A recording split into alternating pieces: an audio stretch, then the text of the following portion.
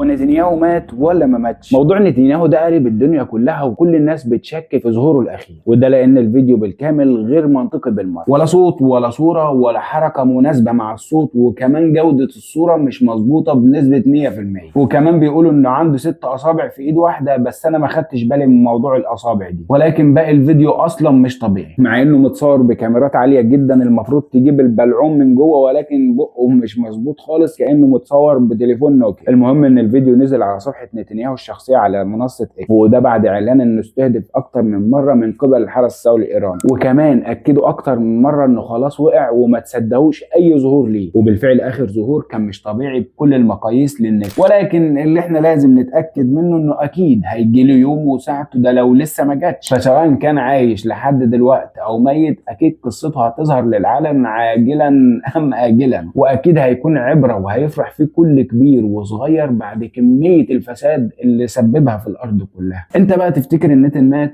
ولا لسه عايش؟ شاركنا برايك في الكومنتات، وفولو لايك وشير وصلي على النبي.